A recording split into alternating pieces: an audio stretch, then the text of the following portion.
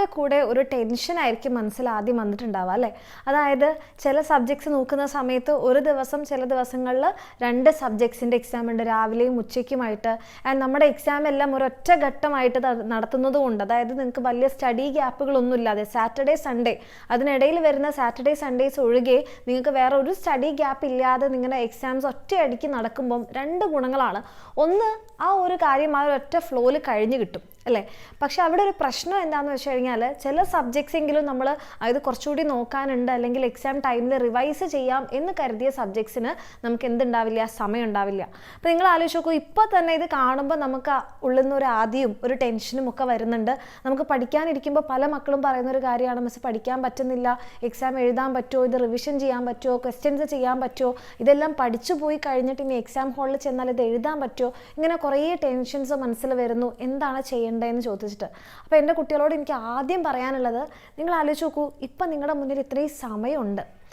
ഇപ്പോൾ ഈ സമയം ഉണ്ടായിട്ട് പോലും ഈ ടെൻഷൻ, ഈ ഒരു എക്സാംസ് എങ്ങനെ എഴുതും അല്ലെങ്കിൽ ഇതിന് റിവിഷൻ എങ്ങനെ ചെയ്യുമെന്ന് ആലോചിച്ചിട്ട് നിങ്ങൾക്ക് ഇത്രയും ടെൻഷൻ ഉണ്ടെങ്കിൽ ഇപ്പം നിങ്ങൾ ഈ ഒരു സമയം വെറുതെ കളയുകയാണ്. പഠിക്കുന്നില്ല, റിവൈസ് ചെയ്യുന്നില്ല, പ്രോപ്പറായിട്ട് ക്ലാസ്സുകൾ കാണുന്നില്ല, പ്രോപ്പറായിട്ട് ക്വസ്റ്റ്യൻസ് പ്രാക്ടീസ് ചെയ്യുന്നില്ല. ഇതിങ്ങനെ കളഞ്ഞിട്ട് അവസാനം ആ ഒരു എക്സാം ഡേ എത്തുന്ന സമയത്ത് നമ്മൾക്ക് പഠിക്കാൻ വളരെ കുറച്ച് സമയം, അതായത് ഇപ്പോൾ ചില ദിവസങ്ങളിൽ എന്താണ്, നമ്മൾ രാവിലത്തെയും ഉച്ചയ്ക്കത്തെയും എക്സാം എഴുതി കഴിഞ്ഞ് വന്ന് അടുത്ത ദിവസം രാവിലെ നിങ്ങൾക്ക് എക്സാം ഉണ്ടാവും.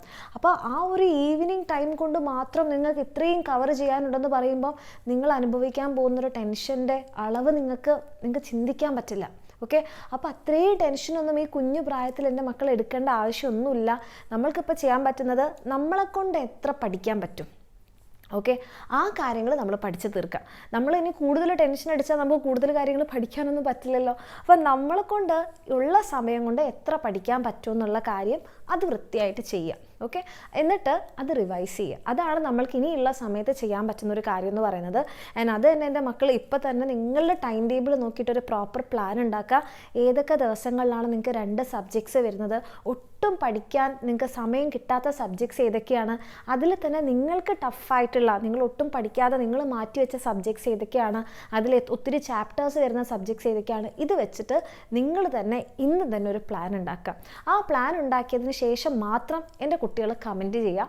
ഓക്കെ, ചെയ്തു എന്നുള്ള കാര്യം, വേറെ ഒന്നും നിങ്ങൾ കമൻറ്റ് ചെയ്യേണ്ട, ചെയ്തു എന്ന് പറയുന്ന കാര്യം.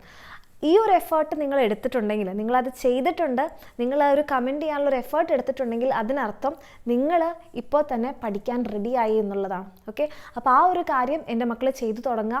അതിനുശേഷം നമുക്ക് എന്ത് ചെയ്യുക, പ്രോപ്പറായിട്ട് ക്ലാസ്സുകൾ കണ്ടിട്ട്, ഇപ്പം നമ്മുടെ മനസ്സിലൊരു ഐഡിയ ഉണ്ടാവും, എനിക്ക് ഈ സബ്ജക്ട്സ് ഒക്കെ പഠിക്കാനുണ്ട്, ഈ ചാപ്റ്റേഴ്സ് പഠിക്കാനുണ്ട്, ഈ സബ്ജക്ട്സിന് ഈ ചാപ്റ്റേഴ്സിന് റിവൈസ് ചെയ്യാൻ എനിക്ക് സമയം കിട്ടിയില്ല.